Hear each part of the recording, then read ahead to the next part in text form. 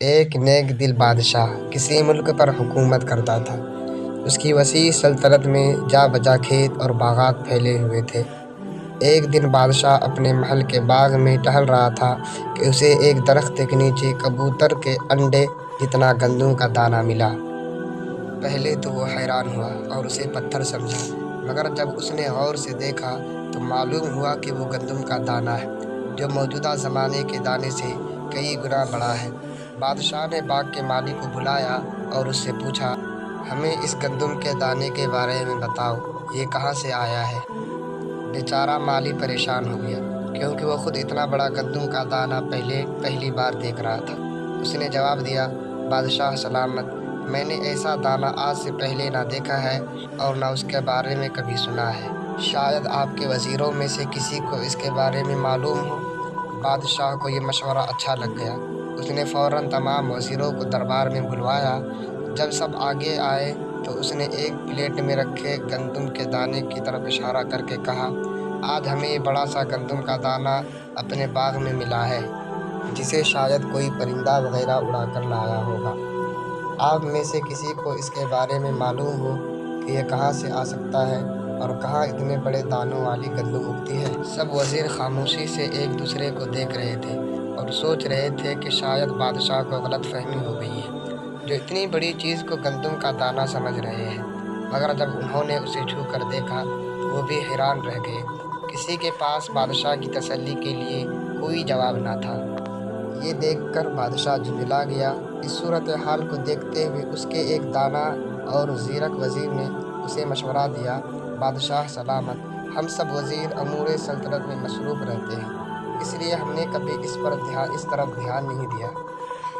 بادشاہ نے یہ سن کر کچھ سوچا اور اپنے سپاہیوں کو کسی بوڑھے کسان کو پیش کرنے کا حکم دے دیا۔ کچھ دیر بعد ایک نہایت بوڑھا آدمی 2 لاٹھیوں کے سہارے بادشاہ کے پاس پہنچا۔ اس کے بال سفید ہو چکے تھے اور منہ میں دانت بھی نہیں تھے، آنکھیں بھی کمزور تھیں۔ بادشاہ نے بوڑھے کو گندم کا دانہ دکھا کر پوچھا، بزرگوار، کیا آپ نے ایسی گندم کہیں بھی دیکھی ہے؟ بوڑھے نے بڑی مشکل سے بادشاہ کا سوال سنا اور جواب دیا، نہیں، آپ میرے والد صاحب سے پوچھیں، شاید وہ کچھ بتا سکے۔ بادشاہ نے اس کے والد کو بلوا لیا۔ کچھ دیر بعد ایک اور بوڑھا آدمی ایک لاٹھی کے سہارے بادشاہ کے دربار میں آیا۔ اس کے سفید بالوں میں کچھ کالے بال بھی تھے، منہ میں بھی 2-4 دانت سلامت تھے، نظر بھی کچھ کم بہتر تھی۔ مجموعی طور پر وہ اپنے بیٹے سے ذرا بہتر حال میں تھا۔ بادشاہ اسے اس حالت میں دیکھ کر حیران ہوا اور پھر اسے گندم کا دانہ دکھا کر سوال کیا، بڑے صاحب، کیا آپ اس طرح کی گندم کے بارے میں جانتے ہیں؟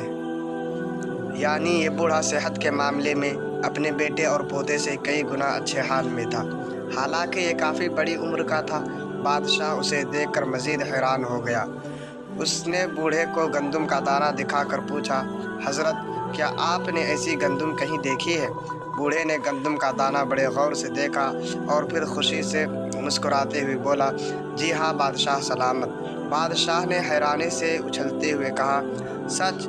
مگر کہاں؟ بوڑھے نے جواب دیا، جناب، گزرے زمانے میں ایسے ہی گندم کے دانے ہوا کرتے تھے، ان کا ذائقہ بھی لاجواب تھا۔